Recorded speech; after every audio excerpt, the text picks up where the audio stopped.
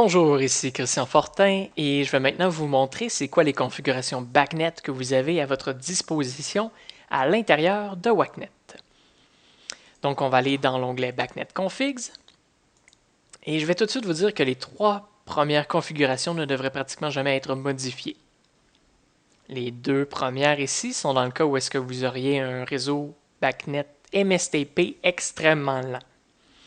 Mais pour 99% du temps, vous ne devriez jamais avoir modifié ça.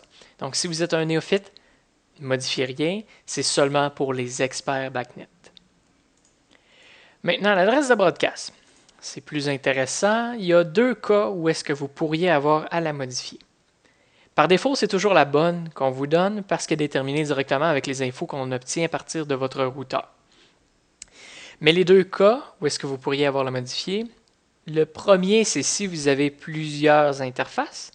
Ici, j'en ai juste une, mon sans fil, mais je pourrais aussi avoir un port Ethernet, un adapteur USB Ethernet et un adapteur USB Wi-Fi.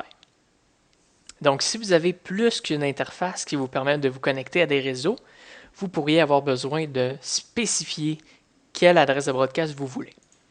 Par exemple, si vous allez sur un chantier avec un portable, vous avez sur votre portable une carte sans fil, mais que vous vous connectez sur le réseau BACnet avec votre port Ethernet. Bien là, il faut pouvoir spécifier que vous voulez utiliser votre port Ethernet pour vous connecter sur le réseau BACnet. Donc, vous allez voir ici c'est quoi l'adresse de broadcast de votre port Ethernet, la prendre, la copier et la coller ici.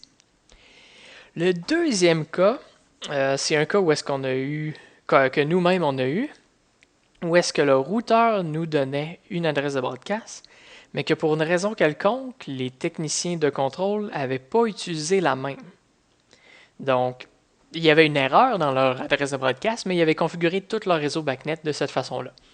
Donc, la seule façon qu'on avait, nous autres, de communiquer avec ce réseau-là était d'utiliser la même adresse de broadcast, même si ça ne concordait pas avec l'adresse de broadcast qu'on aurait dû utiliser par rapport au routeur. Ensuite, le port. La plupart des réseaux BACnet, en fait, par défaut, les réseaux BACnet utilisent le port 47808. Les situations où est-ce que vous pourriez utiliser d'autres ports sont, par exemple, où est-ce que vous auriez de grandes installations qui nécessitent plusieurs réseaux BACnet. Dans ce cas-là, vous allez avoir un réseau BACnet sur le port 47808 par défaut, mais les prochains réseaux vont probablement être sur 47809, 47810 et ainsi de suite. Donc, par défaut, 47808, c'est possible que vous ayez à le changer, mais peu probable. Et maintenant, la configuration que vous allez le plus souvent devoir changer, c'est le Device ID. Ça, c'est l'identifiant de l'appareil BACnet. Parce que pour être sur un réseau BACnet, il faut soi-même être un appareil BACnet. Comme WACnet s'annonce, lui, sur le réseau BACnet comme étant ici le device 1338.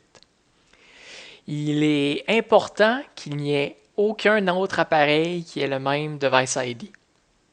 Donc, si mon réseau BACnet a normalement des appareils entre 10100 et 10500, avoir un device ID de 1338 n'a aucun danger. Cependant, si les appareils sont entre 1300 et 1400, ça serait sage de ma part de choisir par exemple 1100, 1100 ou même 3000, juste pour s'assurer qu'il n'y ait pas de collision de device ID. Une fois que vous avez une modification de fait et puis que vous voulez la valider, vous appuyez ici. Ce que ça va faire, c'est enregistrer les nouvelles configurations et redémarrer l'appareil BACnet local avec ces nouvelles configurations-là. Donc, on va cliquer ici. Et vous pouvez voir ici que ça a été modifié. Les configurations ont été sauvegardées dans un fichier local. Donc, lorsque vous allez redémarrer WACnet, ça va déjà être avec les nouvelles configurations.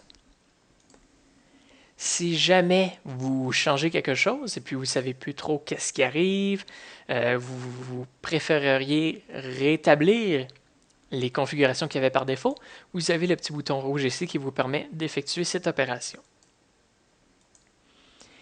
Et les interfaces locales ici, c'est ce dont j'ai parlé un peu plus tôt.